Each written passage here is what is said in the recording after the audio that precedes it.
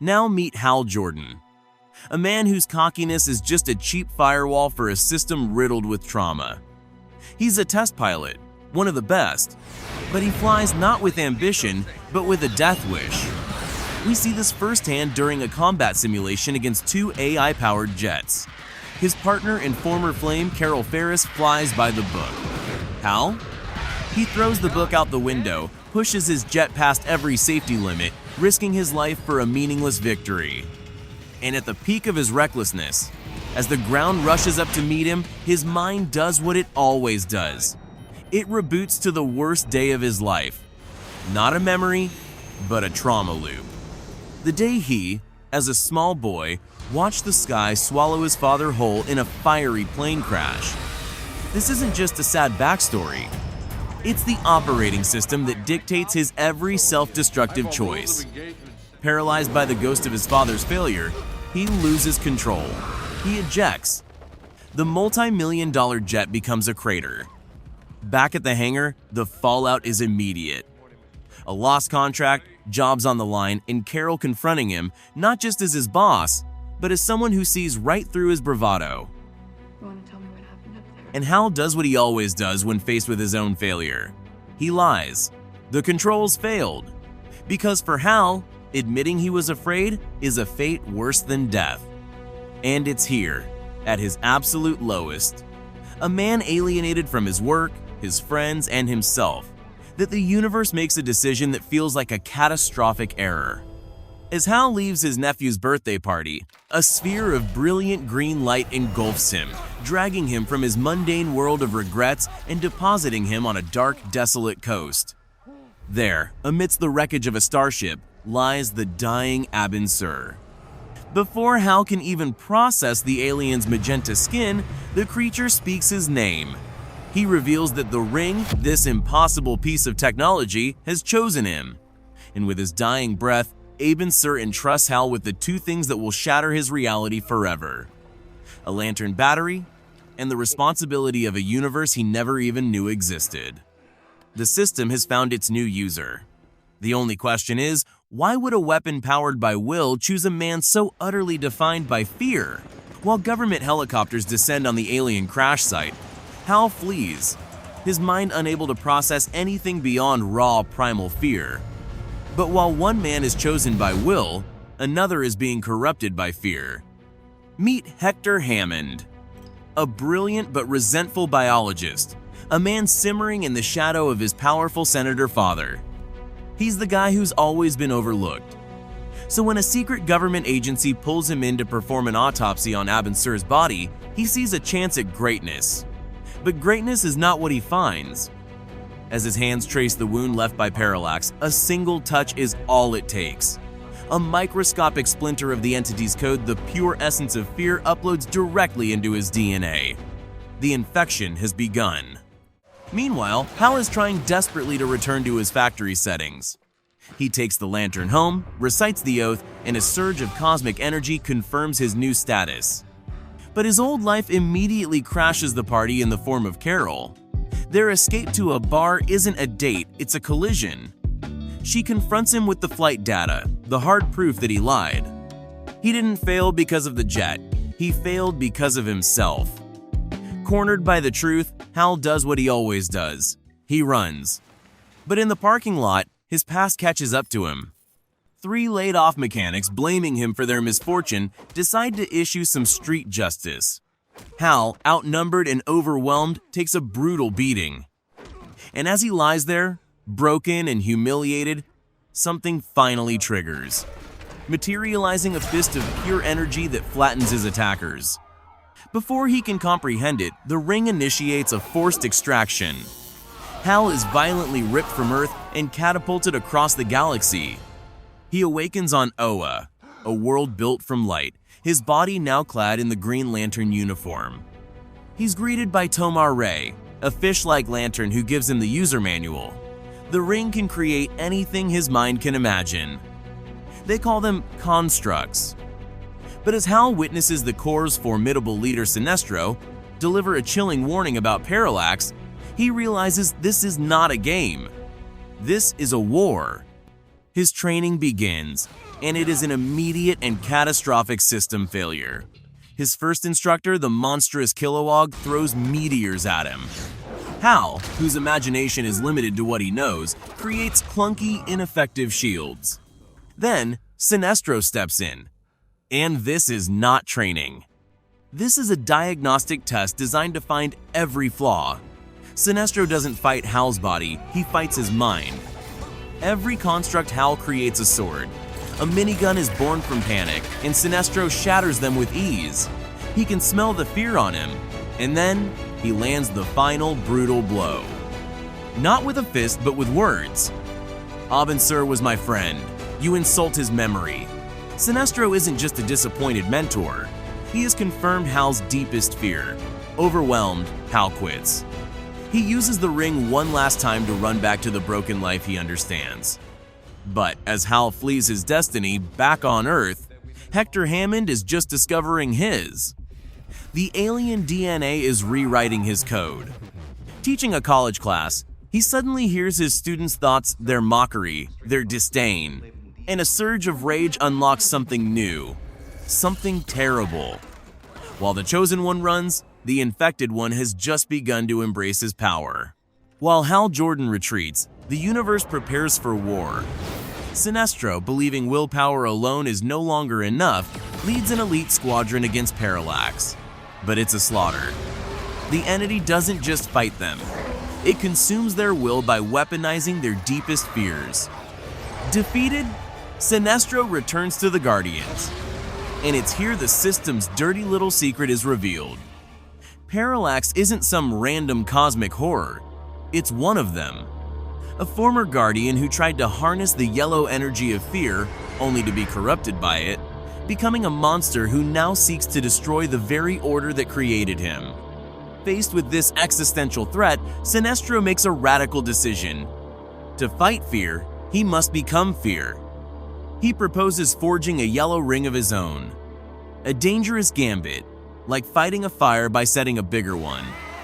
Back on Earth, the two broken systems, Hal and Hector, are on a collision course. At a company party, Hal is a ghost, haunted by his failures. But Hector arrives transformed. His head is swelling, his confidence is monstrous. The fear infection is granting him power, and his resentment is giving him purpose. When his father tries to dismiss his work, Hector's rage boils over. As his father leaves in a helicopter, Hector unleashes his telekinesis, sending a small piece of metal into the tail rotor. It's a petty act of revenge that spirals into a public catastrophe. The helicopter plummets towards the crowd, and this is it, Hal's point of no return. The ring on his finger flares to life, not as a command, but as an alarm. He creates his first truly heroic construct, a Hot Wheels racetrack. It's absurd, it's childish, but it works. He saves hundreds of lives, including Carol's, becoming an anonymous masked hero in an instant.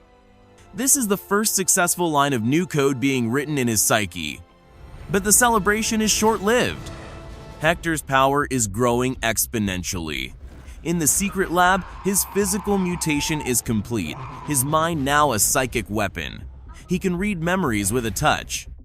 When his father tries to cure him, Hector sees it as the ultimate betrayal. His response is terrifying. He turns the lab into a slaughterhouse, using his powers to make a doctor inject himself with a sedative, then straps his own father to a gurney. Just then, the Green Lantern arrives. But Hal is still a rookie.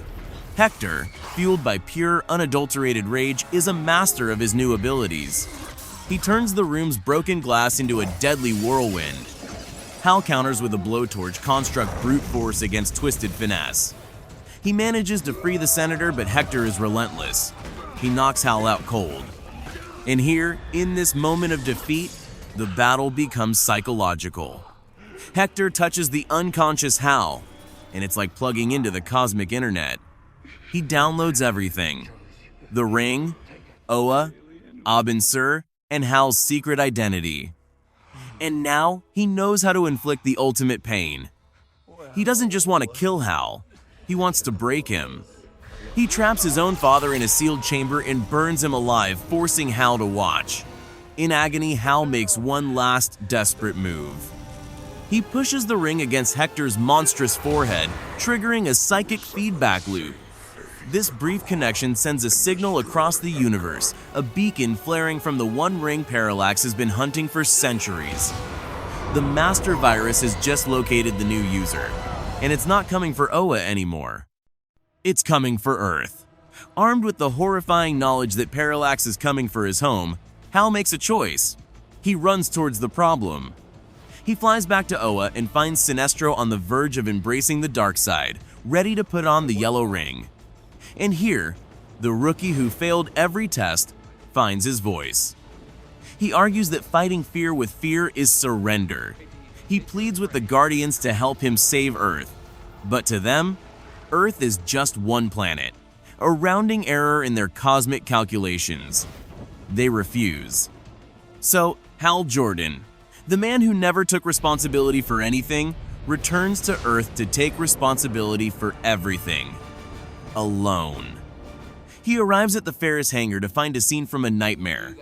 Hector, now a grotesque herald of Parallax, is holding Carol hostage. And Hal does something no trained lantern would ever do. He offers up the ultimate weapon. He takes off the ring and offers it in exchange for Carol's life. Hector, a man who has craved power his entire life, can't resist. He snatches the ring, slides it onto his finger, and for a glorious second, he feels the universe at his command. I lied. He sneers, firing a blast of pure energy at the now powerless Hal. But this is where the system's core programming kicks in. The ring may be on Hector's finger, but its allegiance is to its true bearer. The blast stops inches from Hal's face, reverses course, and slams back into Hector, knocking him unconscious. But the real boss has just arrived. Parallax descends upon the hangar, a storm of cosmic horror. It's not here for a fight, it's here for a performance review. It looks at its failed herald, Hector, and declares him a failure. With chilling indifference, it sucks the life and fear out of him, leaving a withered husk. As Hal scrambles for the ring, Parallax tries to claim it, but Carol, in an act of pure human courage, activates the hangar's fighter jets, creating just enough of a distraction for Hal to reclaim his power. The final battle begins. Parallax isn't just a monster. It's a living embodiment of Hal's deepest insecurities. It tears through the city, whispering in his mind, "I will destroy everything you love." And as Hal watches the chaos, he understands. This isn't about constructs or alien armies. It's about a choice. He recites the oath, not as a command, but as a mantra. He's not just activating a weapon, he's rebooting his own soul. His constructs are no longer just copies. They are expressions of who he is. Creative, unpredictable, and a little bit crazy. He uses a giant race car, a trebuchet, a propeller. He's not fighting like a lantern. He's fighting like Hal Jordan, and he realizes he can't win by brute force. He has to change the battlefield. He lures the devourer of worlds away from Earth, out into the solar system. This is where his past failure becomes his greatest weapon. He remembers Kilowog's lesson about the gravitational pull of a star, a lesson he failed. But now, he sees it not as a danger, but as an opportunity. He flies dangerously close to the sun, baiting Parallax into a trap. As the star's gravity begins to pull them both in, Hal creates his final, most powerful construct: 2 fighter jets.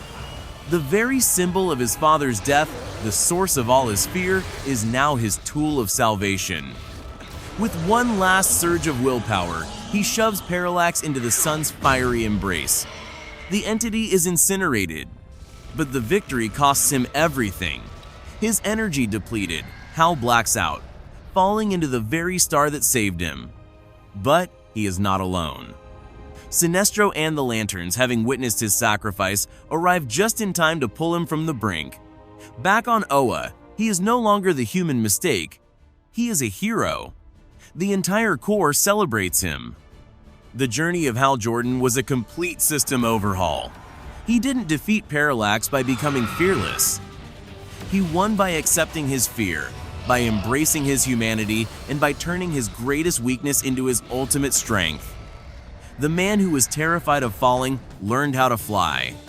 And in doing so, he didn't just save the world. He completed his own personal and spectacular reset.